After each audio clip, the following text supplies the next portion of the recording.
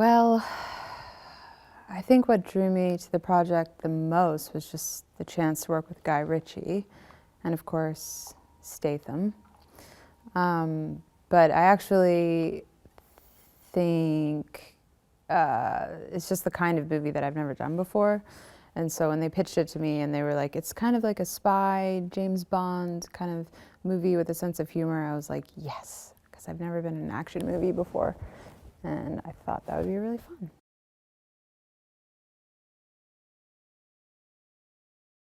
My character's name is Sarah Fidel, and she is, well, I think she's a private contractor is how you would describe her in terms of her job, but she's kind of like a tech whiz.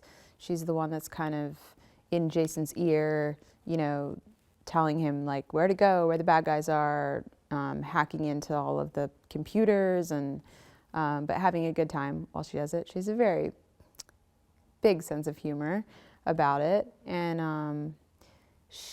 I've been describing her kind of like a female James Bond kind of character, where it's like she's very, very good at her job, but she's kind of always messing around and making jokes. So you kind of think like, oh, is she really gonna be able to pull this off? And she always does, because that's what Sarah Fidel does. She saves the world while drinking wine, much like James Bond.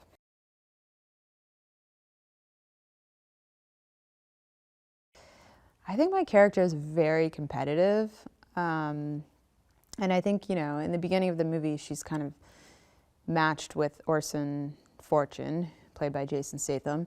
And I think that there's a, you know, she wants to prove herself. I think she wants to prove herself. She's among all the men all the time. So she's constantly dealing with men. We know how that is. So yeah, I think she's motivated by, you know, her own ambitious drive to succeed. Something happened to her in her childhood where she was just like, I need to be number one. And even though I'm being paired with Orson Fortune, who is the best, she's like, maybe I'm the best. So I guess we'll see. But I think that's what drives her, is competition.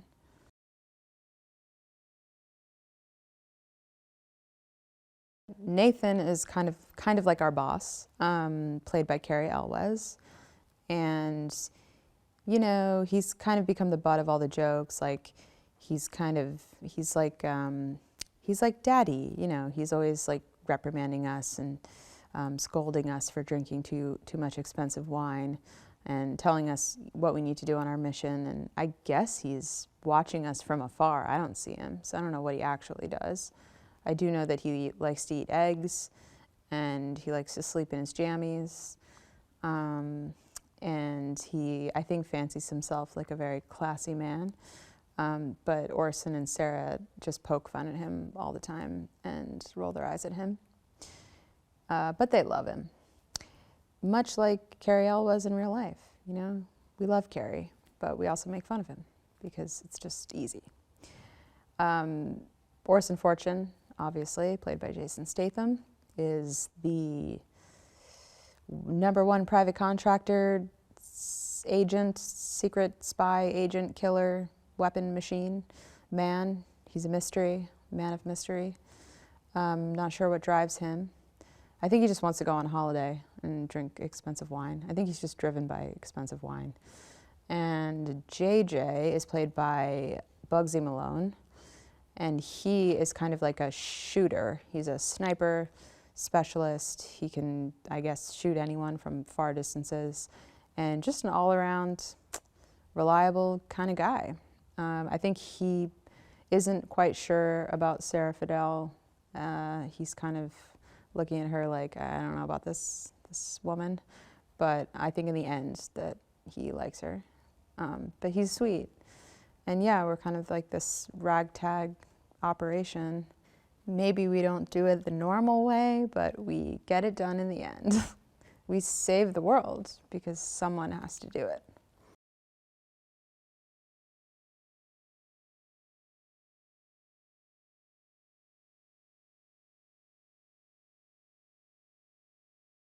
Well, I think the best way to describe this film is just pure adrenaline. I mean, the energy of the film is really dictated by Guy's energy.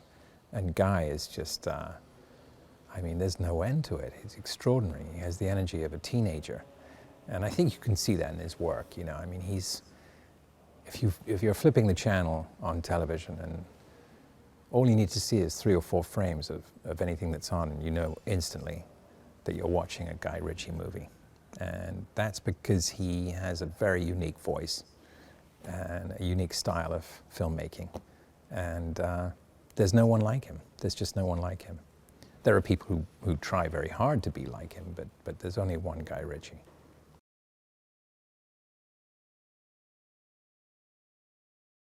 Well, I can say that without a doubt that this is the greatest experience I've ever had making a film in my whole career.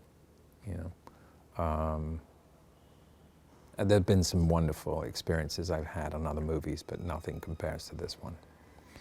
And I think that goes back to what I was saying earlier about Guy and his energy and his passion and his attention to detail. I mean, his canvases are very large, but the detail on that canvas is extraordinary. I mean, his focus is on everything. That nothing misses his eye. I mean, for instance, he'll come up and check my tie before we go on camera. I haven't experienced that since working with, you know, people like Coppola, you know, who have that kind of attention to detail. And yeah, he's so joyful, and he can do everything. Sometimes he'll act out the scene for all the actors and do all the parts. And, you know, obviously he knows where the camera goes, he knows about editing, he knows about lighting, he knows about costume, he knows about sound, all of it. There's not one part of the film, that the finished product that you're going to see, that he hasn't paid attention to. Not one part of it. And it's fascinating to watch. I've never seen anyone with that kind of laser focus. And he's able to do it really quickly. I mean, because his mind works very fast.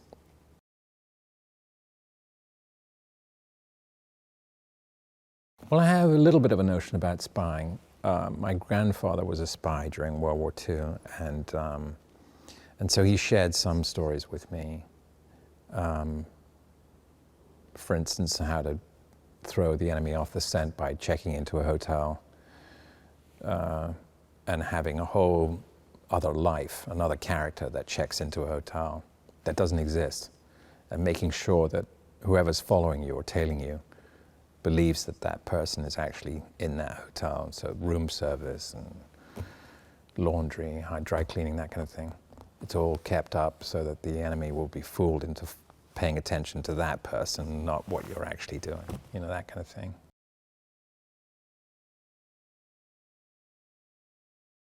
I think audiences can expect pure adrenaline. I mean, that's just Guy Ritchie. He is pure adrenaline, you know, and you get swept up in his passion. It's very easy to be. He's terribly charming and incredibly funny, and he creates that atmosphere on the set that is just, I think, incredibly conducive to creativity, because he's so relaxed, and he makes sure that you're very relaxed, and you know, he has this fabulous key crew of people that have worked with him since the beginning, and they just adore him. They'll do anything for him, and so it's a very warm atmosphere on the set. Yeah, great fun.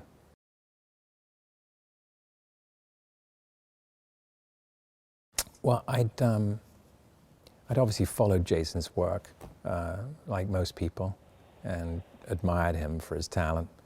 And he turned out to be just as lovely and sweet and giving as I'd heard he was, because I spoke to some actors, and we actually ended up having some mutual friends, which was nice.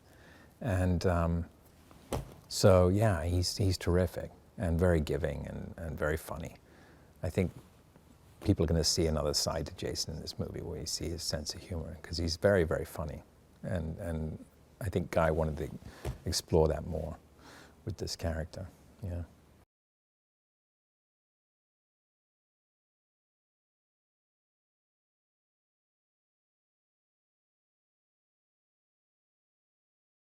I don't think this project was different in terms of working with guys. It is an interesting process. It's not classic. You know, the classic way of making a film is you have a script and you learn it and then you turn up and you shoot it. And you might make little adjustments script-wise, but they'd be quite minor. With this, there's a sort of template script that is then largely thrown out of the window when you get to the set to shoot it. And the scene is kind of devised there and then with the actors and Guy. So for someone like me, it's both slightly alarming, particularly if you suddenly have a lot of lines that you haven't been able to learn because they're brand new, but also quite exhilarating. I quite like improvising, is the truth.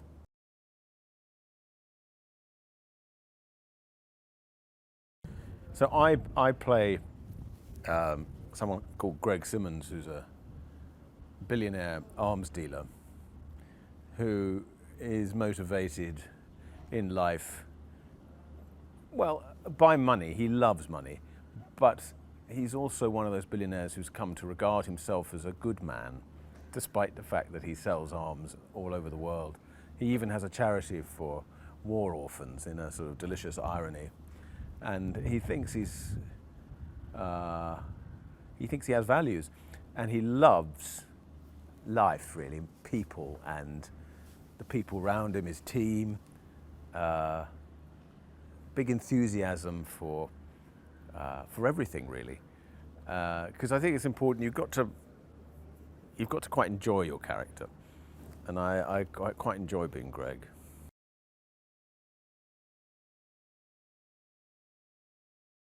Almost every actor prefers being a bad guy, I think. I don't know why. They're more fun. They're more delicious.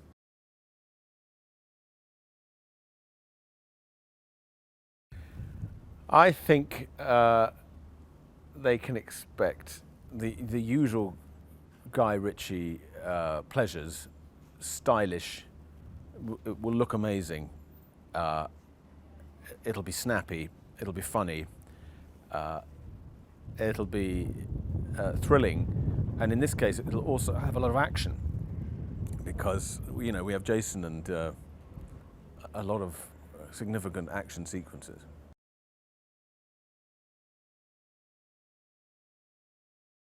Yeah, so I had never done anything with Jason before. I didn't know him, and I've come to really admire him.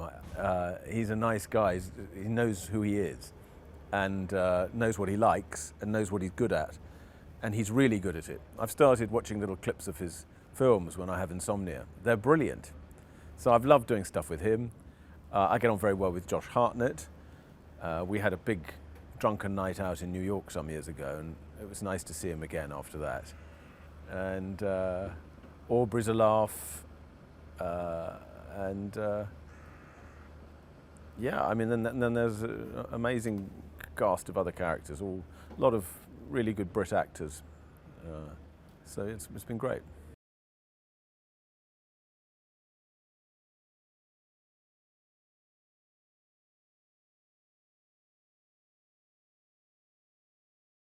Well, what drew me to the project is Guy. I mean, we did a film last year as well, and he called me September or something and said he was writing another one, and he had a role for me, Danny Francesco, and I said, yeah, I'd love to come back and play again.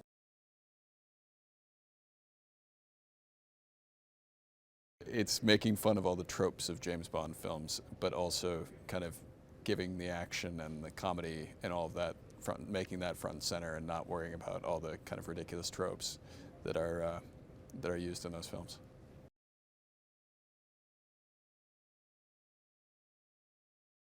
I love working with Jason. Then again, we worked on the last one, and Jason is a gentleman, and he's a very,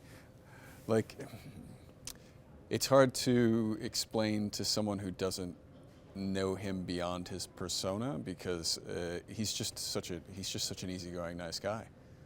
He's in it to have a good time, and he's a professional, and he's gracious, and he's funny, and I've thoroughly enjoyed working with him both times.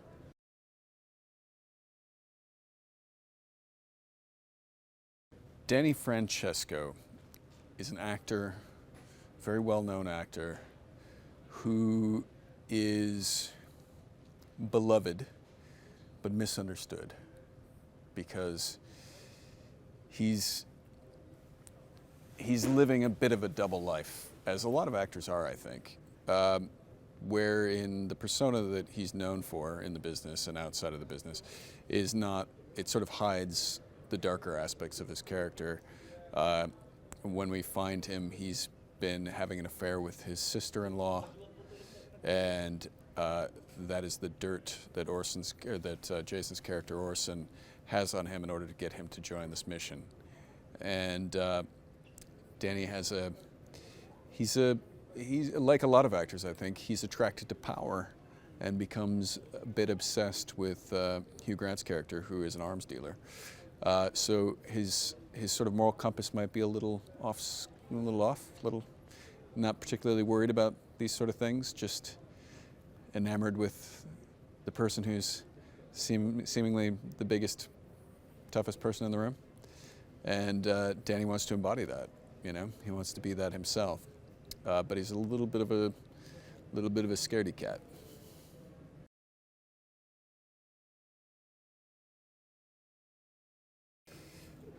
Well, Danny, I think he gets on with everybody in the movie because it's not his world, and he's very much in charge of his own world. And then when he's brought outside of it into this world of international espionage, he feels out of his depth, but he's studying. You know, he wants to bring back something to use it for a film role or to kind of better himself and take himself out of the world that he's been in.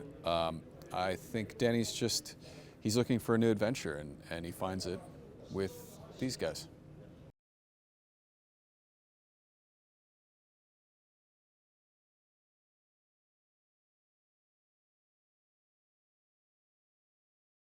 We had an idea about a spy film about 8 months ago. I don't know, maybe more actually. I don't know. And from that premise, we watched every action spy film we could get our hands on and worked out the plots.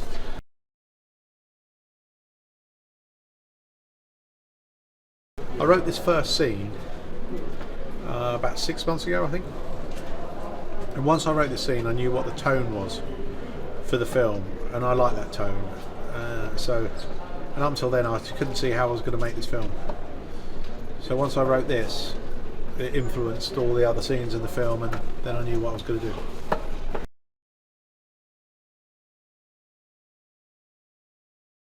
I think the set's brilliant, and it was the right idea, and the answer was to build it.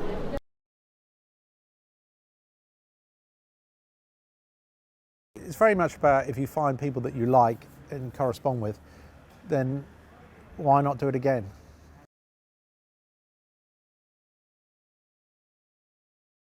I think by and large everyone's had a lovely time in Turkey, which is another thing. And the more people are on the same frequency, then the more fun the whole process is, and the easier it is.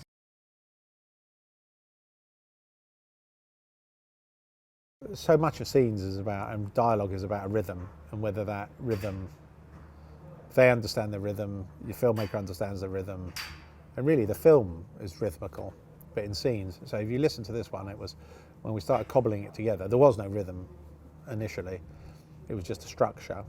And then after 5 minutes, you're starting to find a rhythm. After 15 minutes, you go da da da da da da da da da da da da da da da da da, and it sort of works.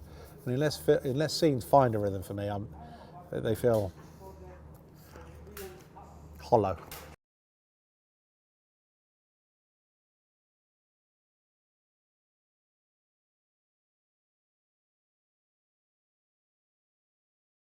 Madness, just everyday madness, innit? Like he's making things up as he goes along, and you're just really watching an artist and a genius at work, because he stays calm under massive pressure. Like you wouldn't think he's a film director, because he's just chilling and he's just having a laugh. But when push comes to shove, he's getting the job done. So it's been interesting in that respect. I've just enjoyed the full thing.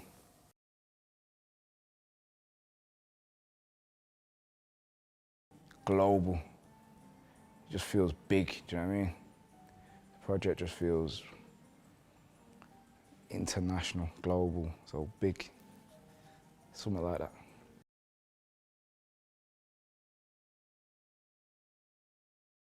Just Guy Ritchie in his prime, do you know what I mean?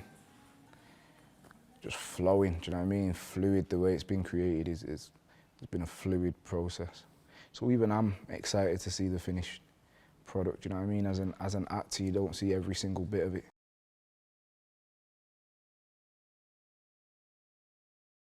Oh, there's loads. I mean, I look up to Guy. So for me to be able to spend time with him and just learn from him on a daily basis, it's too many to kind of say. But the highlight for me has been being around Guy, seeing the way he works and listening to the way he thinks as a person. His kind of philosophy on life. And the steaks, what he makes. He makes a banging steak. So yeah, that really.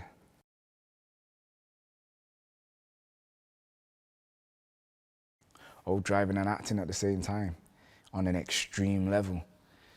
So what they asked me to do with the driving stuff was, okay then, JJ, you're gonna drive, but be on the laptop and say the lines. So Guy's actually in the back of the car telling me what to say. But obviously I'm having to keep a certain distance from the camera and I'm having to type in passwords, and it was mad. Like, it was quite dangerous, to be honest. So I'm a stuntman as well as an actor, apparently.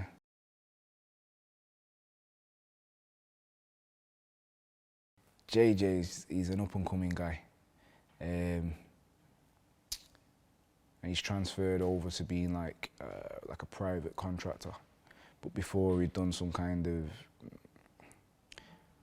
government type work, but now he's gone private, you know?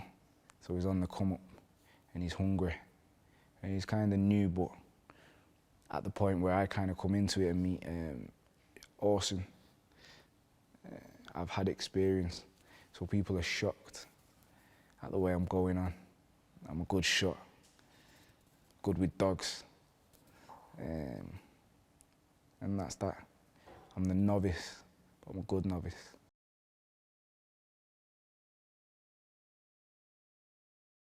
Just kind of impressing the boss. So Orson's above me. So he's, you know, I'm kind of honoured to work with him, as I am in real life working with Jason. And I think that really comes across in my character, that I'm just excited to just impress and let kind of Orson and Nathan know, like, I'm worthy of the position that they put me in.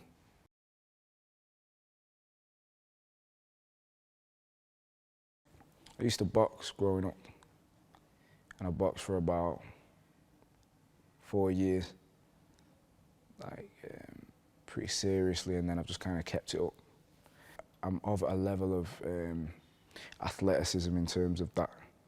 So to an extent, if it's not, I'd say like if it's not high kicks or spinning low kicks or like the crazy stuff, anything else, spinning back fists, elbows, knees, I can throw them pretty well, you know, because I do a bit of that stuff back home and in the gym here.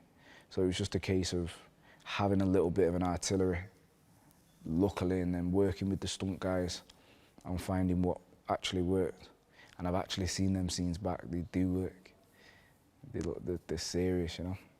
So, yeah, I was just excited to punch something.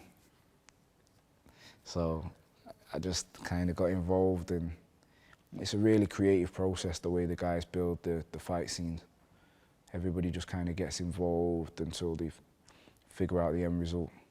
So I just kind of got involved there and started demonstrating a few little movements just to see what Guy liked and see what they thought I looked good doing. And we found it, you know.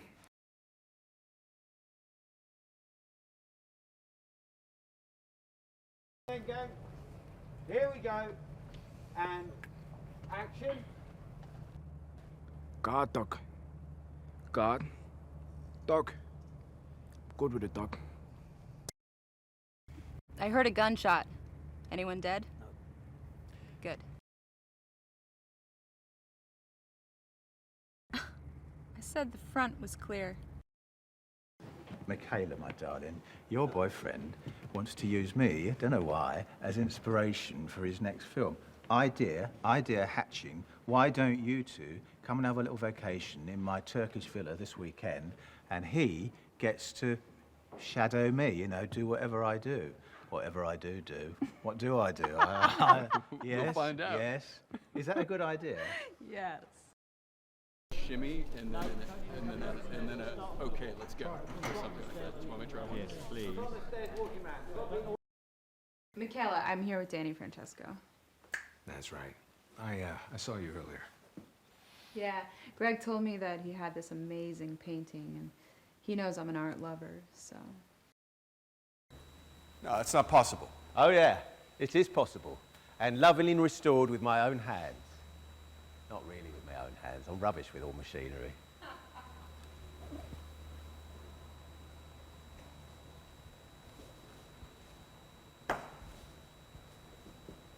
You know, I drove this myself. Didn't just drive it, did all his own stunts as well. Or so they say. Is that true, Danny? Is it, could you still do them? Yeah, sure. I'm a little rusty, but... Yeah? Right, game on after lunch. Yes? Yes? Action!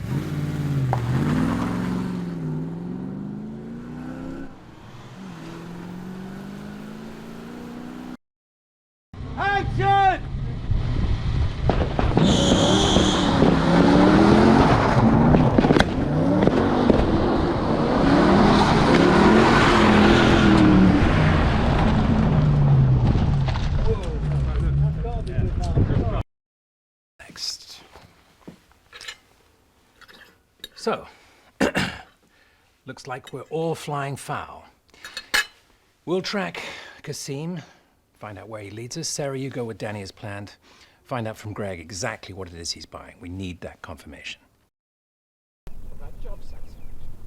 You're above all that money-grabbing, capitalistic, self-aggrandizing bullshit.